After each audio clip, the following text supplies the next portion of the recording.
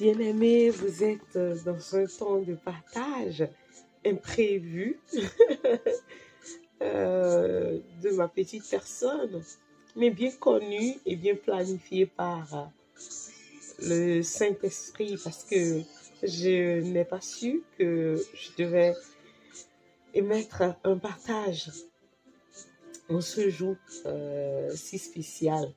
Et d'ailleurs, il est intitulé un spécial Saint-Valentin plus que romantique.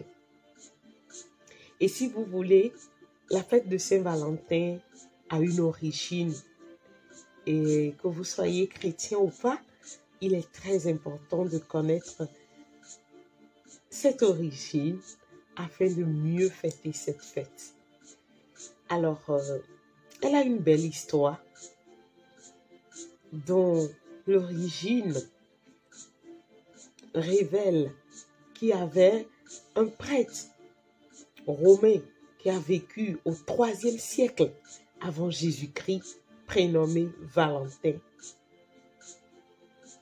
Et il a bravé sa vie. Il en a fait un don. Et aujourd'hui, cette vie peut encore parler. Quand bien même aujourd'hui, le monde a tourné le sens de cette fête pour en faire et en profiter plus commercialement.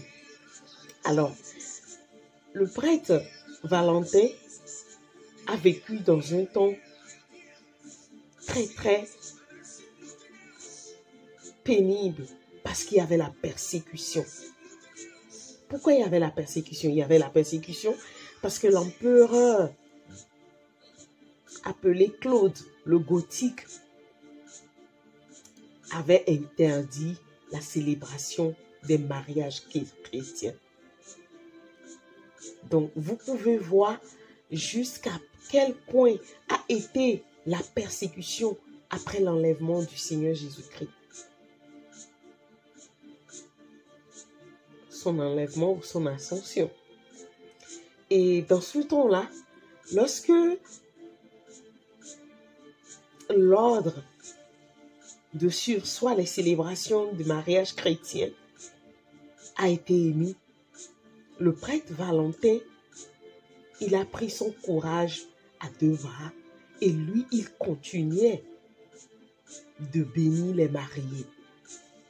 Certainement qu'il le faisait discrètement et clandestinement. Mais malheureusement, il a été trahi, exposé et livré. Et qu'est-ce que l'empereur Claude a fait? Il a fait arrêter et il l'a mis en prison. Et en prison, certainement, le Seigneur ne voudrait pas que le zèle de son serviteur s'éteigne. Non, il voulait vraiment qu'il continue dans sa plus belle œuvre. Et il a permis qu'il rencontre dans cette prison la fille du geôlier qui est aveugle.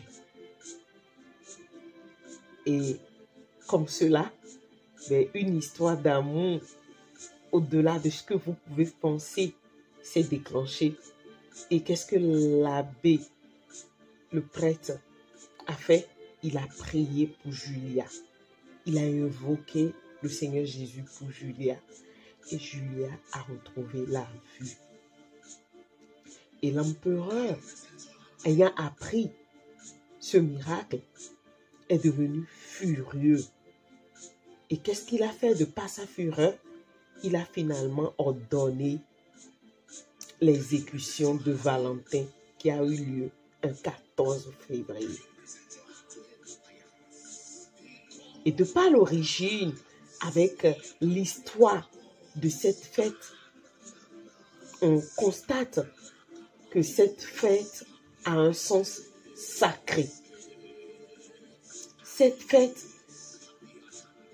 démontre aussi le coût de l'amour qui représente un don d'une vie, le sens du dévouement de soi-même pour la volonté parfaite de Dieu. Et je veux nous poser la question de savoir, est-ce que nous sommes prêts à ce que nos vies aient un sens pareil? C'est vrai que les temps que nous traversons doivent nous interpeller. Mais je crois que je suis de ceux et celles qui me posent la question de savoir, est-ce que je suis prêt? Est-ce que ma vie compte pour Dieu de la sorte? Non seulement la vie de l'abbé Valentin a compté pour des multiples mariés dans un temps où on s'est opposé au mariage chrétien. Et lui, il a bravé cet ordre en mariant les chrétiens. Et cela l'a conduit jusque dans la prison. Et dans la prison, le Seigneur a élargi son sens de la bienfaisance. Bien évidemment, la Bible déclare qu'il y a plus de joie à donner qu'à recevoir. Cependant, cette joie, selon nous, elle n'est peut-être pas immédiate et automatique et effective pour l'abbé Valentin, parce qu'il est parti de cette vie sans se réjouir du recouvrement de la vue de Julia et sans aussi partager sa joie. Parce que finalement, c'est sûr que cette joie est devenue une joie plus glorieuse qui certainement est devenue une tristesse dans la vie de Julia ou dans son cœur. Et certainement, que nous soyons convaincus ou pas, je suis de ceux et celles qui croient que l'abbé Valentin a retrouvé Dieu dans la gloire de façon glorieuse. Excusez-moi cette tautologie, parce que c'est sûr, les habitants du ciel doivent être contents pour lui en lui disant « Bien joué, Valentin, tu es glorieusement rentré. C'est vrai, cela t'a coûté la vie, mais c'est en faisant du bien. »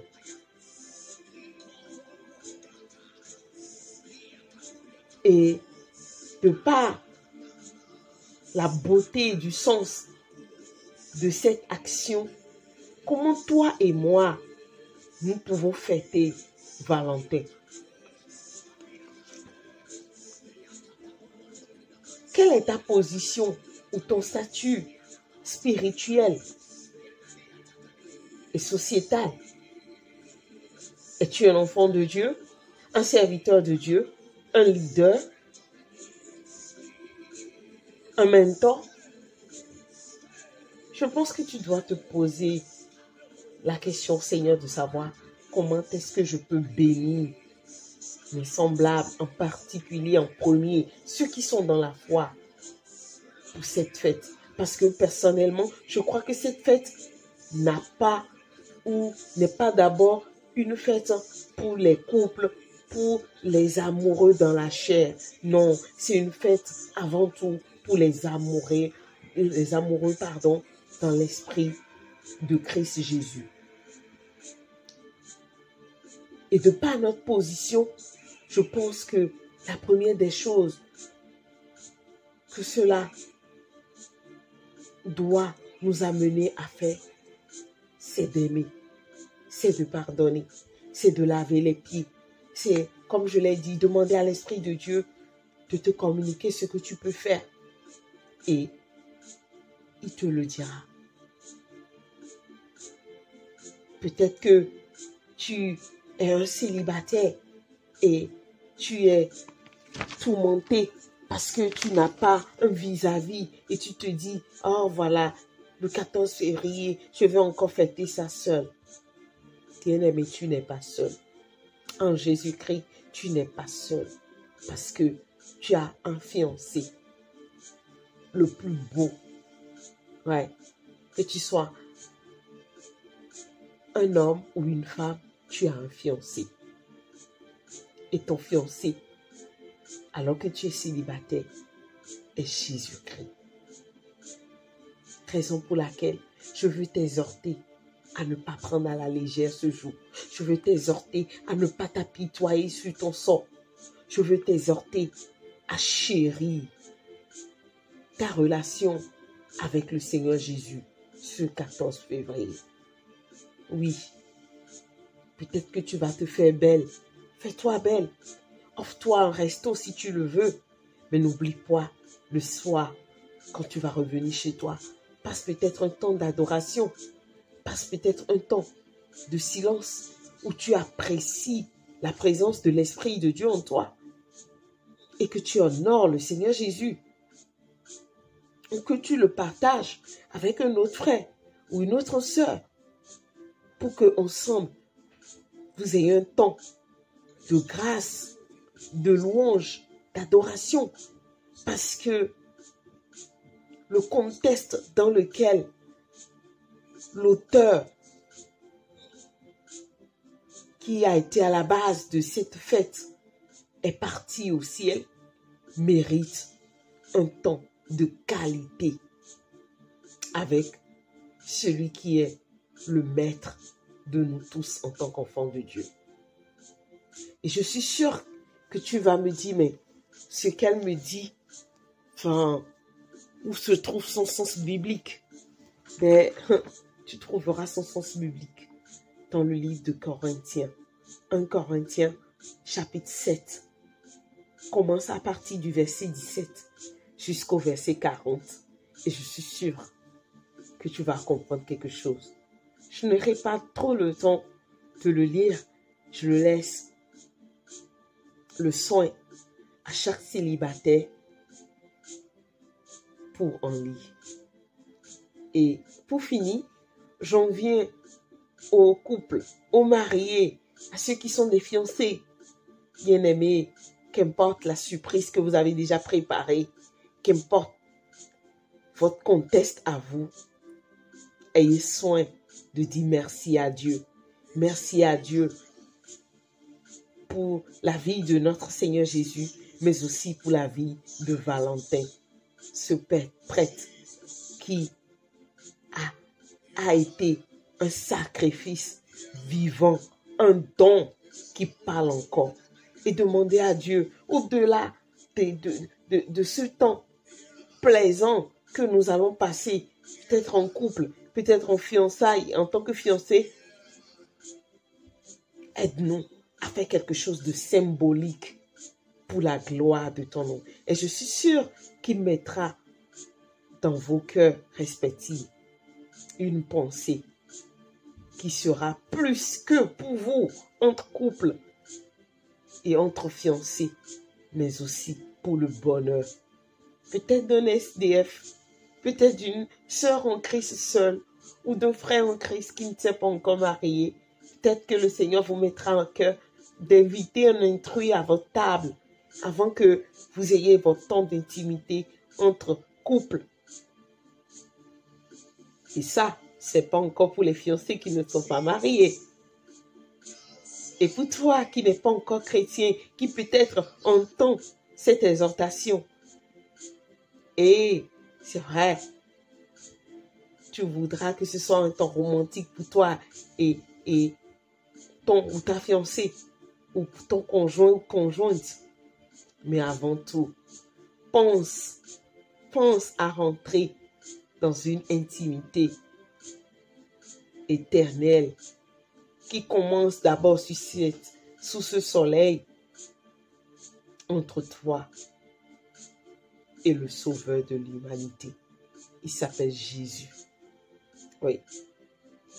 Et sache que seul lui, son esprit qui aura place en toi quand tu l'accepteras, peut donner plein de sens à ta vie de couple ou à ton temps de fiançailles, pour votre futur mariage ou pour ton célibat.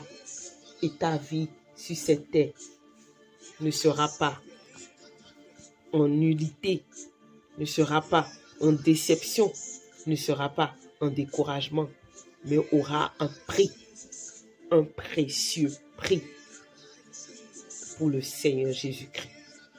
Rappelle-toi ceci, selon le livre des Actes, chapitre 20, verset 35 Je vais lire une portion de ce verset. Il y a plus de joie ou plus de bonheur à donner qu'à recevoir. Je veux dire à tous ceux qui m'écoutent et qui m'écouteront, un spécial Saint-Valentin plus que romantique à tout un chacun de vous. Eh bien, bonne fête et à très bientôt dans un autre temps de partage. Au revoir.